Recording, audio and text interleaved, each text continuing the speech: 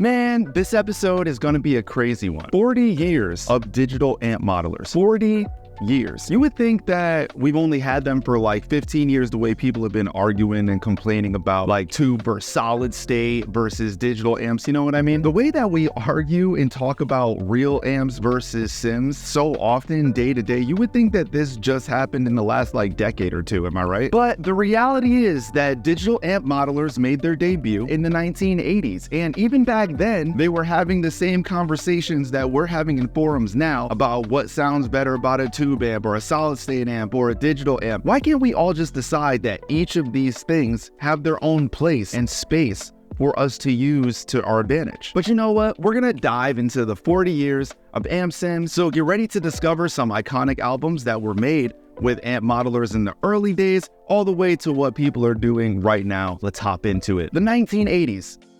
Besides pioneering my haircut, it also pioneered something called the Rockman headphone amplifier. In the early 1980s, the legendary guitarist Tom Scholz, not sure how to pronounce that, of the band Boston, decided to take his engineering degree in another direction and came up with pioneering what would be the first of digital amp modelers. So besides being a guitarist and a composer, he was also, a hardware engineer. And I guess he had more than a feeling about what he wanted Boston's tone to be and worked on it until it gave him some peace of mind. Let's take a listen to it.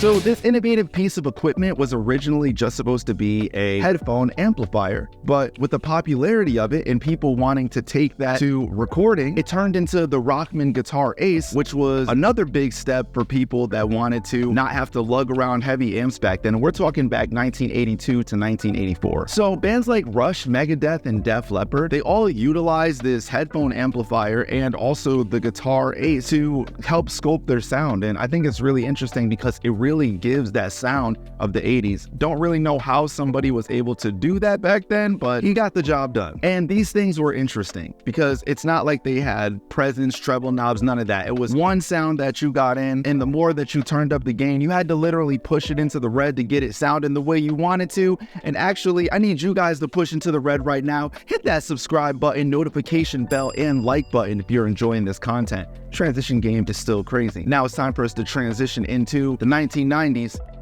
You probably know where I'm gonna go with this. Fear Factory and Demanufacture, the album. Demanufacture was pretty groundbreaking when it came out in 1995. Dino was at the forefront of bringing digital amp modelers to the stage, and this was done with the Line 6 pod. Line 6 were definitely the ones that were at the front of the game as far as putting devices in our hands or bringing them into our studios that were in the digital realm back in the 90s. Pretty amazing stuff that they were on the cusp of. And also you could change the amplifiers out and all that stuff. Nobody was doing anything like this back then. And Demanufacture stands as a very impactful album when it came to digital modeling, because before that, people kind of shunned it. They didn't think that it was a really good idea. Dino really had the thinking of, I just want to know how this thing sounds. Is it cool? Okay, it's not that heavy. I can bring this around with me, throw it in a bag, whatever the case may be. And he really took off with that. It's made me go into the archives and pull this guy out. It wasn't that, man, there's some dust on this guy. Woo! Haven't used you in a bit, but the Line 6 pod is not that much different than what this thing was, and it sounded awesome. It didn't have any software that was attached with it though, and that's something that happened in later years, but right in the beginning, that was at the forefront, that was changing and pushing what we now know to be amp sims or digital amp modelers, guitar suites, whatever we want to call them. But back to Dino Cazares, he embraced the power of amp modeling technology and really crafted the album's distinctive and crushing guitar tones. This was a huge step for industrial metal back then, just metal in general. Well, he even showed that it was possible for you to get sounds that could make it to an amplifier without having to spend tons of money. And for the bedroom producers, like, he was on the front of it all. Shout out to him for that. And the other thing that we learned is that you could get really crushing and aggressive guitar rhythms from this. And that's why I think digital modeling is more popular in heavy music than it is in, let's say, like folk or jazz or something like that, because we showed way back then what it was capable of. But let's fast forward now to the 2000s. and talk about the homie Joey Sturgis. With Roots Above and Branches Below by the Devil Wears Prada, not only that, but Plagues, we can go back that far if we really want to. But this album was kind of what changed metal for everyone at the time. Everyone was like, okay, so this guy that had nothing in his basement but some software, not even the hardware that was being used by Dino, and using drum samples, was able to create these crushing records that were topping the charts for metal and albums. And it really gave life to the bedroom producer to be able to be like, oh, I can go buy one of these, I can download this software for a couple $100, buy a pack of drum samples, and I can have stuff that's kind of competing with what's on the top of the charts with these people that are in these studios spending $100,000 on an album. It was mind-blowing. But yeah, that Devil's album was definitely a milestone in metal when it came to using modelers. Other notable bands, Asking Alexandria, Attack, We Came as Romans, I See Stars. This kind of started a whole genre and wave of bands coming up like, yo, we don't have to carry all this stuff with us to shows. We can grab something like a Line 6 Pod XT Pro, have that with us at all times, or we could just do it off of our laptops. We don't even have to bring anything with us anymore. And that was revolutionary. If you guys don't remember, he was using the Cali diamond plate, which was one of the expansions that you got from Line 6. I think it was like an extra $100. But with that, you could go through the forums and all you saw was people trying to find this guitar tone. Like, what tone is he using? What's the sound? What should I download? Where can I get it? And it was a crazy time. This is back in the Sneap forums. For anybody that was there back then, you know this was a pivotal moment in metal. The second that you got your hands on it and kind of figured it out, and then there were people just chasing that sound for what seemed like a decade. And it's kind of amazing what happened with it. And Joey started his own company because of how famous his guitar tone sound was, and now wanted to put that in the hands of people even simpler than it was with Line 6. So yeah, that was a big one in the 2000s. It created an entire era of digital music. And now we're gonna get into the 2010s.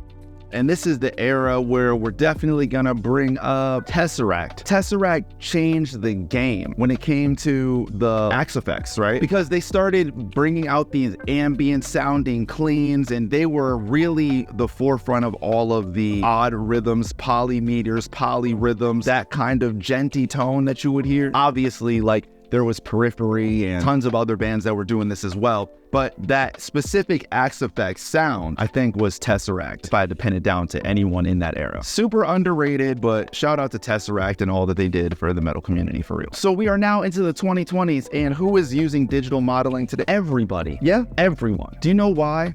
Because it is simpler to use, it is cost effective. You can get a variety of sounds for a much cheaper cost. It just makes tons of sense. It doesn't mean that there's not a place for tube amplifiers and for solid state amplifiers. All of this stuff is great, but in the studio, on the stage, whether we're talking about the actual modelers, whether we're talking about Kemper, Axe Effects, Quad Cortex, or we're talking digital amp sims like Toneforge Disruptor with JST, or the stuff from STL or Neural DSP, all these companies, we all just had to have a moment where we sat and thought, there's a cost-effective way to do this and help people create music in a way that would change their lives that other people just didn't have access to. And it's the reason why you see a lot more bands now than you did back then. It's the reason why you see a lot more people chasing their dreams, and we're happy to be a part of that each and every day. To be real, this is kind of what led us to the creation of Toneforge Disruptor. We wanted to create something that would help people grab the sounds of old if they wanted to in that digital format, all the way to the sounds of now, where you can make it sound like a tube amp if you choose.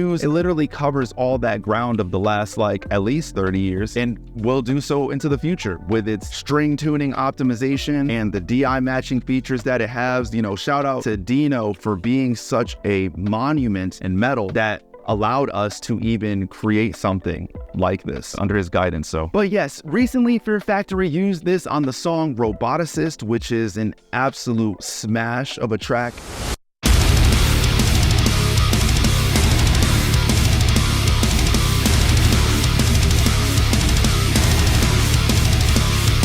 And when I listen to Roboticist, I think, man, how far we have come from the Rockman headphone amplifier in 1982 up till now. What will the next 40 years show us? And what new creative, innovative products and guitar suites will happen in the future. I'm excited to be part of a company that is doing big things like this and trying to change the landscape and keep the ball rolling going forward. But there you have it, the last 4 decades of digital modelers. And there's a lot that we can talk about. We can talk about the Rockman era. We can talk about the hardware era of Line 6, the software era of Line 6, Axapex, Kemper, JST, like literally all the companies that I named. The main point is that AMP modeling has evolved and it is creating sonic opportunities for each and every one of you every day. I thought this was a really interesting topic to talk about because I've never seen anybody talk about it before and thought it was a lot of fun. And it was, because I learned a lot in the process of it myself. So let's celebrate these last 40 years. If there's anything that you guys want to talk about in the future, going down in the history deep diving, leave it in the comments below. Are there any bands you guys feel like I left out? Is there any modelers that you feel like I should have talked about and touched on? Leave it in the comments below and I'll chat with you fine people like I always do.